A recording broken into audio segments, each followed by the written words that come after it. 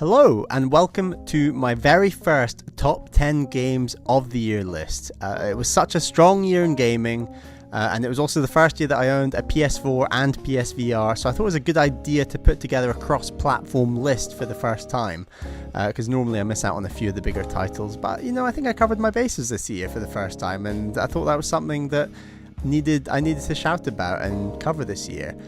Definitely need to give Bad North a mention, as you can see playing here. I think it deserves a shout out, but didn't quite make the top 10 games of the year. But I guess moving forward, we need to get on with that list. So let's start with number 10. Having played Brothers at the start of 2017, I was really keen to try A Way Out when it was revealed at E3 of the same year. For a 6-hour game, the start is pretty slow and most of the co-op puzzles are fairly repetitive and not the most innovative. On top of the early game having some pacing issues, there's a really poor attempt to make Joe and Vincent seem like deep characters that you care about. Throughout the game, most of the writing and voice acting comes across as fairly shallow, and for a game that clearly wants you to take them more seriously, this is where I feel the game is at its weakest. However, as the plot goes on, the action sequences get more and more insane, and this is where I think the game really shines. Escaping on boats and cars where one player drives while the other shoots, or escaping out of a hospital as the police invade the building en masse are all sequences that I thought worked so well. This combined with a typical Joseph Fares twist at the end of the game really made this an awesome game in my mind that does some really cool stuff. As long as you don't take the game too seriously and enjoy Leo and Vincent for the action film characters that they really are, I think the game has a lot to offer. It has enough crazy moments and intense action sequences that keep the story moving on and ending in a pretty suiting finale. I actually loved this game overall and had a blast playing this with MBZ in a single sitting. I'd recommend finding a pal who's up for a bit of a hammy action film video game and you'll have a great time. This game had to get on my list this year, even if it is at number 10.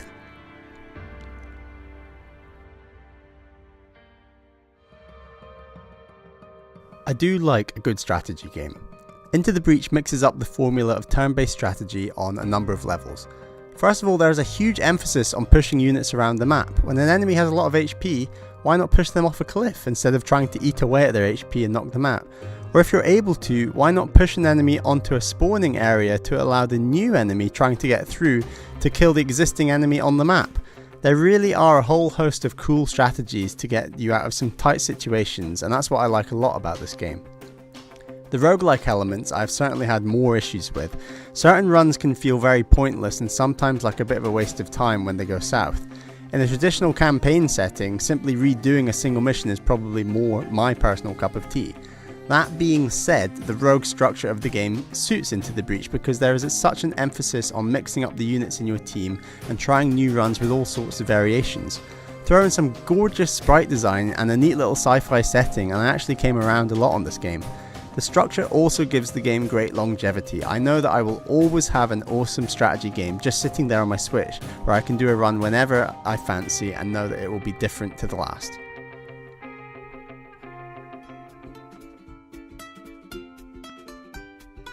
Me and my girlfriend Caroline love Overcooked. We blasted through the first game earlier this year, 3-starring all levels including the bonus content in the special edition. So when Overcooked 2 was announced at E3, it quickly became a day one purchase later in the year.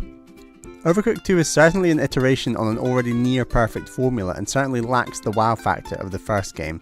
That being said, some of the new levels do go to some pretty cool places. Having a kitchen in a hot air balloon that falls into a sushi kitchen mid-level not only is thematically entertaining, but you have to quickly swap from serving sushi instead of burgers. There are also a great deal more recipes where you'll be steaming, coating shrimp and meat in flour, and prepping sushi on top of all the recipes from the first game. It's a pretty impressive mix. Perhaps the biggest mechanical change is the ability to throw your food. While you can sort of drop stuff in front of you in the first game, to now have the ability to lob a prepped burger patty across the level straight into a frying pan is pretty cool. Overall, Overcooked 2 is a nice sequel to the first game and is generally more of the same strong formula. I would love to see the series try to go in a completely different direction next time, as I'm not sure what more they can do with the current mechanics. Until then, this is going to remain my go-to co-op game for the time being. Smash Bros. Ultimate is the first of 3 games that I'd think don't quite stick the landing and could have been much higher up this list had these games just improved a few elements. Let's start with the negatives. Where are my trophies? Where are the reasons I'll go through all the modes with lots of characters? Smash has always been about the Nintendo lore as well as the fighting. You can't just take away the history and replace them with JPEGs in the form of spirits that have no descriptions other than the game series that character is from. In this sense, the game does feel a little bit soulless, honestly. Other Smash games feel like they've paid a lot more attention to detail on not only showing off their history, but also telling you about it. I'm still playing through World of Light and honestly, it's pretty good. But as I unlock spirits without knowing the context of the game that they're from, it can leave you feeling quite empty. However, the positives. While Ultimate might be a bit of a false word to use to describe the detail of descriptions of Nintendo history, it is a perfect word to describe the incredible roster of characters. The new characters look and feel awesome, and the fighting mechanics and pure joy of Smash is the strongest it's ever been. Online for me has been mixed so far, but unlocking new characters, learning their movesets and playing regular matches has been better than ever. As I said before, this game really should be higher on my list, but I feel while the celebration of new characters and loads of stages is one thing, there doesn't feel like enough attention has been paid to celebrating Nintendo's incredible history. For that reason alone, I can't put this game higher up on this list. Octopath Traveller is the second of 3 games that I think could have been much higher up this list with a few changes. This time I'll start with the positives. The pixel art sprites in the beautiful 3D world of Asteria look incredible. Some of the lighting effects in caves with pools of water and snow effects that look like a snow globe instantly give the game a warm, enticing polish, which I loved throughout. The soundtrack is one of the best soundtracks in any JRPG I've ever played. Metal guitars on some of the more battle-orientated themes, and a whole host of orchestral wind and strings on other themes combine to make the music a real high point of the game. I also really enjoyed the battle system. It's simple yet complicated enough to where you really feel like you have to strategize, especially on some of the tougher bosses, which there are a ton of in this game. The class system is the same, it's simple and clear but adds a real variety to each battle and the second half of the game more generally. Some of the character stories I also really enjoyed, although many of them can end up feeling fairly dull. It's actually the 8-path system which makes this game unique, which is also its biggest flaw in a whole host of areas in my view. First of all, the way that chapters break down means that there are 8 slow-paced starter chapters, likewise there are 8 final bosses. It just makes the game feel a bit too repetitive when most JRPGs have a singular starting chapter and a final sequence. Secondly, the fact that you have to rest characters while you level up others means it's incredibly hard to avoid grinding to ensure you can beat the 4 chapters of all 8 characters. Finally, breaking up the story into 8 smaller stories works well in some ways, but many of the stories just didn't quite come to a satisfying outcome. There certainly is a traditional big bad in this game, and the 8 stories actually do come together. However, this is the post-game where your characters are required to be around level 60. For a game where it's going to take a lot of grinding to get to that final resolution in the post-game, I just think it either should have been cut entirely or just made part of the main game and easier to access. Also bear in mind this is after you've already faced 8 final bosses. Even through all these faults, I had a great time with this game. The look and the systems are near perfect in my eyes. The main issue is the structure. That's what excites me the most, because I think this game engine with some more traditional JRPG structuring could lead to an incredible sequel to Octopath Traveller. I know Square Enix have it in them, and hopefully the great sales of Octopath could pave the way for this next project.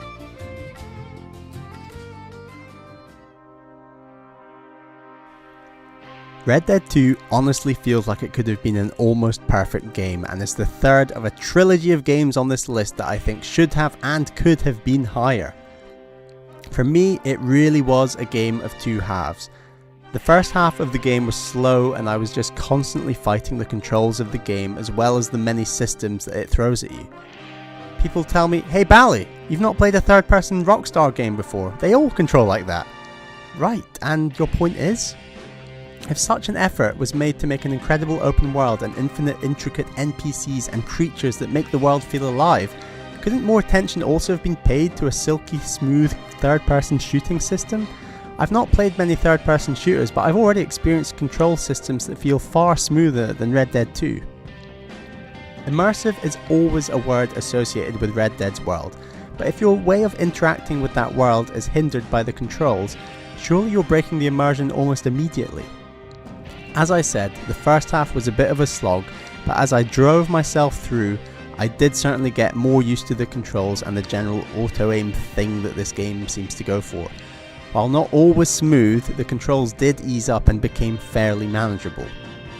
And I am so glad that they did, because wow, does this story go places. Arthur Morgan, played by Roger Clark, might be my all-time favourite character in a video game. A character who starts out as a loyal hired gun and ends, well, let's just say differently to that. I really don't want to spoil where that whole plot goes. His journey and relationship to Dutch Vanderland, played by Benjamin Byron Davis, and the change in their relationship from the beginning to the end of the game was genuinely gripping. With some incredible locations created in 1899 America, the constant changing of environments and the way that the plot takes you to all these places for a reason really gave the game a special quality. While Breath of the Wild is my favourite game of all time, it didn't have an intricate and well-told story that took me to every corner of that unbelievable open world.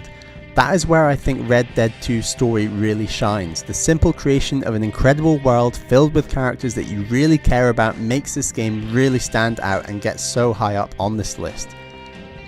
Had this game just fixed those controls and explained things a bit better, especially in the first half of the game, it could have been a modern classic in my mind. As it is, that world, those characters and that story means I think this game deserves to be number 5 on this list.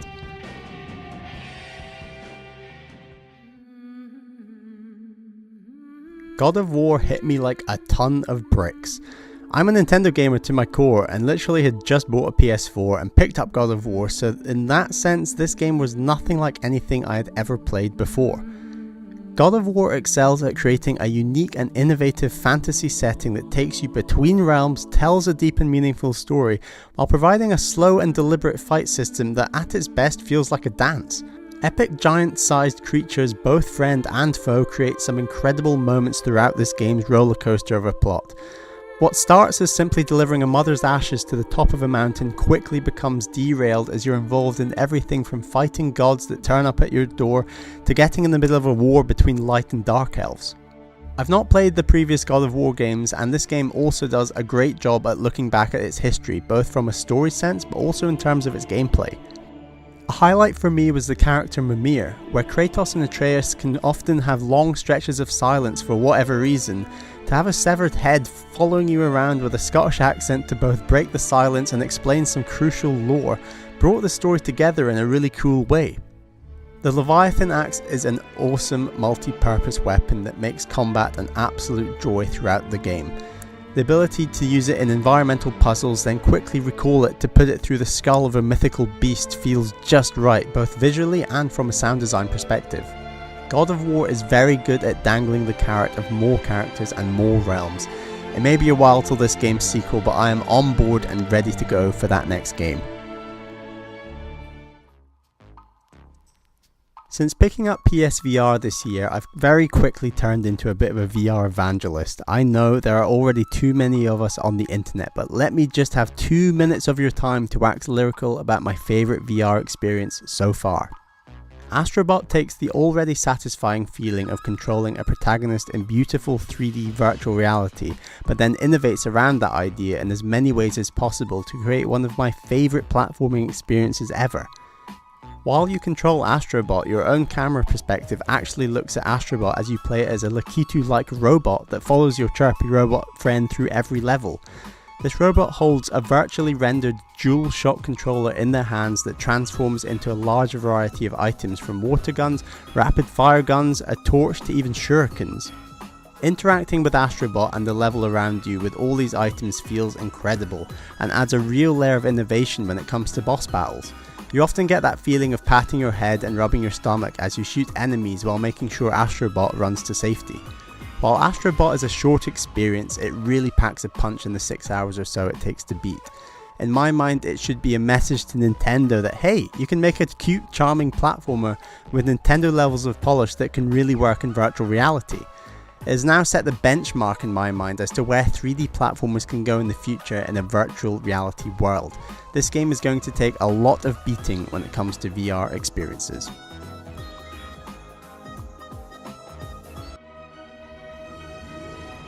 I'll be honest, I'm a bit of a sucker for superheroes. Growing up, I was never that into comic books, but I definitely really enjoyed the Spider-Man animated cartoon, and then the Raimi trilogy of films. I've always enjoyed the character of Spider-Man. Spider-Man 2 on GameCube was one of my first open world experiences and blew me away at the time. Marvel's Spider-Man takes all the best bits of all these previous experiences I've had with Spider-Man and puts them together into an incredible superhero game. Swinging, fighting, story, repeat. Sounds simple, but it's a damn strong formula that this game gets just right. YouTuber Mark Brown pointed out that Marvel's Spider-Man does everything to make the swinging feel easy to pick up and play. The keys to feeling like a superhero are handed to you on a plate when it comes to the swinging. Combat, on the other hand, is far more technical.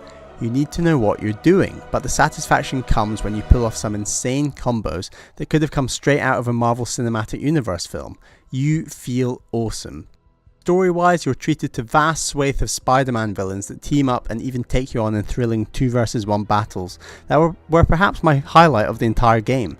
The incredible action in these fights combined with Spider-Man's quips and interactions with villains mid-battle feels perfect to that character, and in my mind is what Spider-Man is all about. The story takes unexpected twists and turns with some great reveals near the end. In particular, Yuri Lowenthal as Peter Parker, Laura Bailey as MJ, and William Salyers as Otto Octavius drive the story on as believable and down-to-earth characters. Altogether, the story is one of my favourite Marvel stories, even including all the MCU films. There are so many directions this incredible new superhero video game universe can go in. Overall, this game gets basically everything right in my eyes. I just never got tired of that open world formula that it offered me. For being one of my favourite action games full stop, this game had to be high up on my list.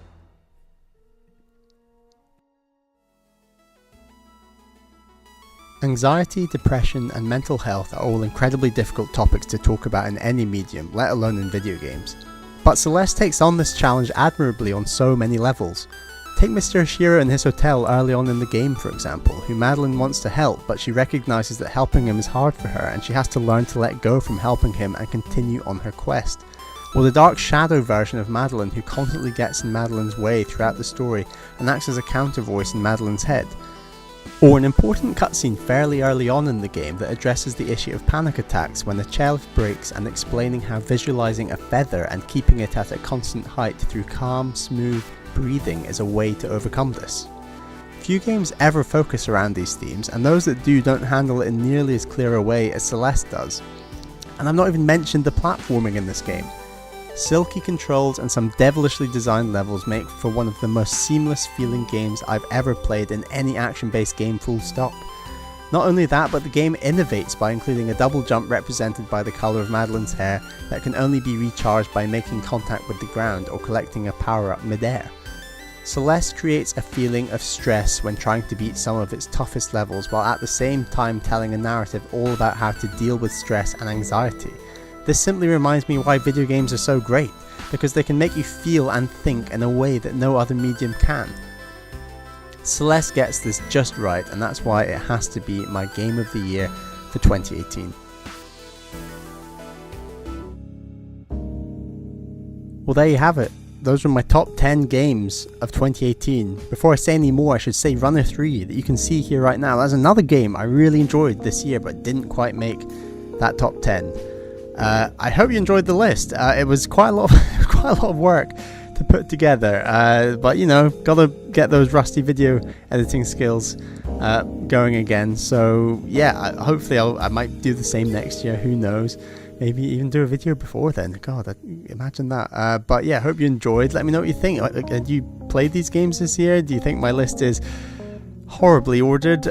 Because yeah, there were some late changes to that list. There's a lot of shuffling up and down, and it was quite hard to come up with, actually. Not just the editing and the voicing over, but yeah, actually just coming up with what were actually the top 10 games of this year, because there were a lot.